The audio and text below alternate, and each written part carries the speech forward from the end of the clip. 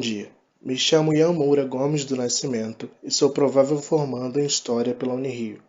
Sou ainda bolsista e Unirio e integro o Núcleo de Estudos e Referências sobre a Antiguidade e o Medievo, o NERO, do qual participa também a minha orientadora, Juliana Bastos Marques, pertencente ao Departamento de História da Escola de História da Unirio.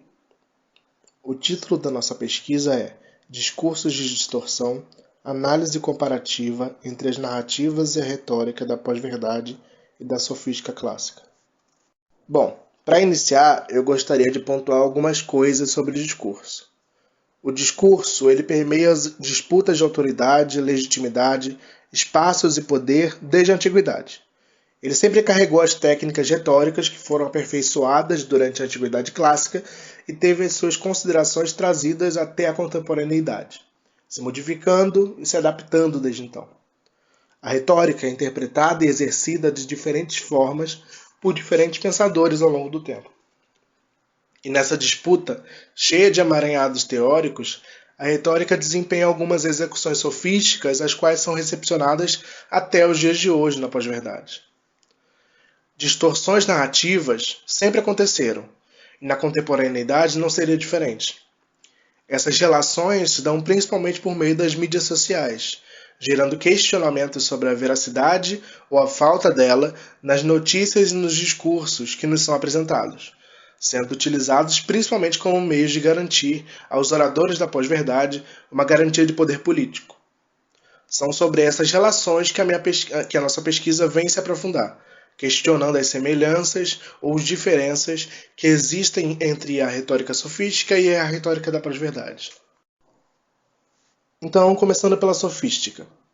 Protágoras e Gorgias são dois nomes muito relevantes para entender a retórica sofista. Mas por quê?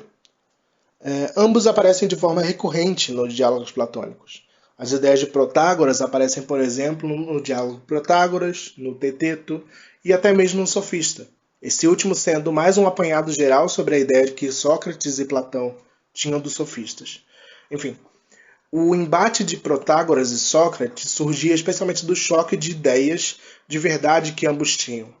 Para Protágoras, sendo algo mais particular, relativo às contextualizações, e para Sócrates, significando algo mais ontológico, já que ele buscava a verdade no sentido ideal.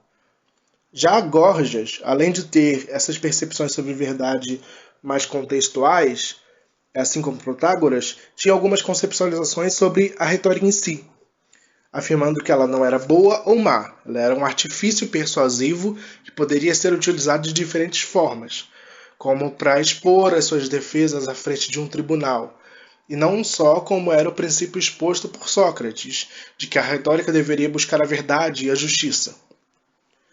Já a erística é um ponto interessante de análise, porque ela surge nos diálogos como uma satirização platônica à argumentação sofística, identificando que uma parte dos sofistas buscavam especificamente o conflito por si só, tendo essa definição dada até mesmo no diálogo sofista, que se tratava de explicar quais seriam os tipos de sofistas existentes e como identificar cada um deles. A erística seria a retórica usada para causar o conflito, discordar incessantemente de seu oponente, não buscando consenso, mesmo que as argumentações do oponente fossem plausíveis, usada apenas para vencer a disputa perante o público. Ela também seria vinculada a esse ideal de verdade particular, e em alguns casos, como no diálogo Eutidemo, caracterizada por afirmar que não existiria mentira, ou um não ser.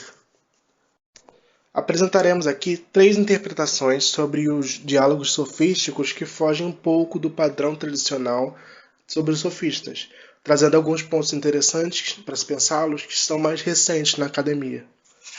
Por exemplo, Kierkegaard, na sua obra de 1981, assume uma postura antiplatônica, identificando o movimento sofístico como um movimento de lucidez na filosofia, mesmo antes de Nietzsche e outros confrontarem a narrativa ontológica. Já Sermamoglu Solmaid, em 2014, apresenta as semelhanças entre os discursos de Sócrates e dos sofistas, caracterizados como erísticos. Ela destrincha no diálogo Eutidemo que Sócrates utiliza técnicas claramente sofísticas, como ambiguidade verbal, para atingir determinados objetivos. A diferença para ela estaria em que seu método seria mais construtivo narrativamente, enquanto o dos sofistas nesse diálogo seria destrutivo, ao tentar desfazer ideias pré-estabelecidas. Por fim, Barbara Cassin, em contraposição a teóricos tradicionais como Gompers, que tentavam classificar os sofistas como não integrantes da filosofia, apresenta trabalhos como O Efeito Sofístico, de 2005, que reafirma as lógicas sofistas, considerando válidas algumas das atribuições dadas, por exemplo, por Gorgias no Tratado do Não Ser.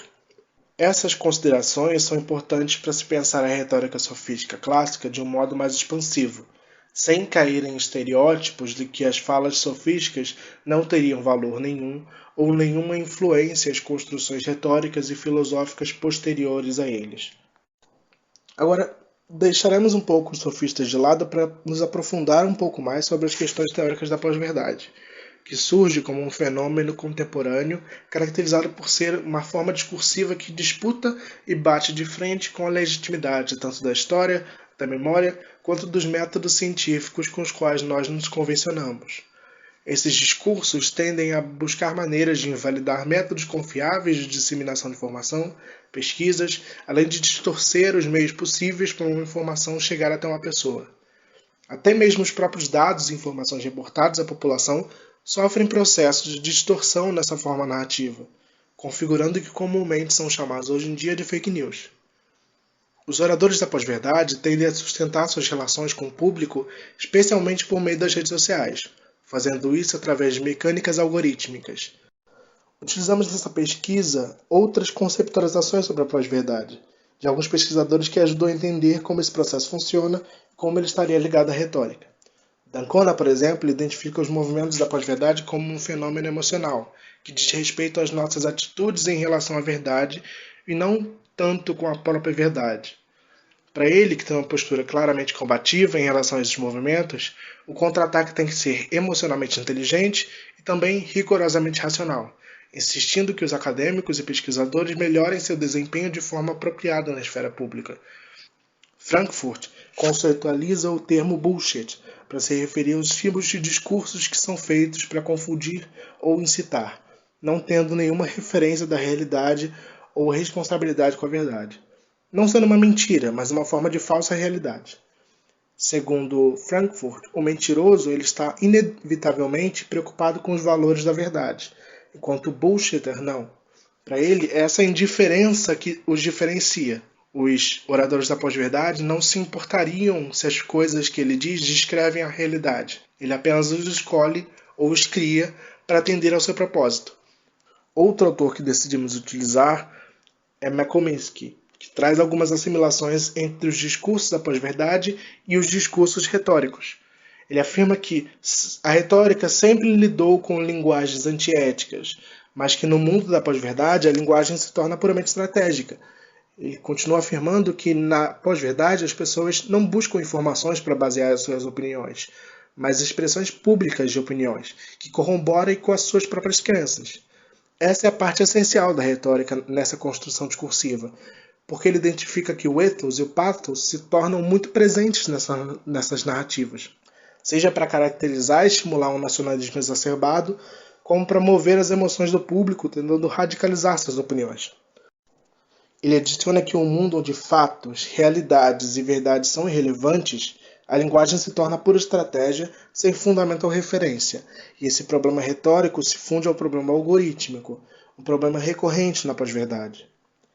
As redes sociais, então, são esse eixo central que não tem como fugir quando se trata de pós-verdade. Porque não tem como pensar só a retórica hoje em dia sem pensar antes nos algoritmos que têm feito os discursos consumidos pelas pessoas se tornarem cada vez mais personalizados para a venda de determinadas narrativas por oradores da pós-verdade por trás desses eixos tecnológicos. Gabriele Consentino, por exemplo, estabelece que a enganação e a manipulação das formas do discurso em relações políticas, como a propaganda, são tão antigas quanto a própria política em si, e que isso não é exatamente o ponto mais característico da pós-verdade, mas sim a velocidade que caracteriza a circulação dessas desinformações através das redes sociais. Assim, os veículos de informação e comunicação pela internet geram problemas epistêmicos difíceis de solucionar por conta de sua alta velocidade de transmissão de informações, impulsionada pela mudança epistemológica da pós-modernidade, onde a construção do conhecimento e da noção de verdade são consideradas relativas ao discurso e às relações de poder vigentes. Concluímos então com essa pesquisa que, mesmo que seja possível traçar paralelos importantes entre a retórica sofística clássica e a pós-verdade, é muito importante também separá-las, ao mesmo tempo que se mantêm essas recepções evidentes. A retórica sofística clássica pertence a um lugar de questionamento epistemológico muito mais complexo do que o empregado na contemporaneidade pela pós-verdade. E o que diferencia muito as questões da pós-verdade e da retórica sofística clássica são os artifícios tecnológicos usados hoje em dia de modo a garantir aos oradores da pós-verdade sua legitimidade. Essa foi a nossa pesquisa e obrigado por ter assistido até aqui.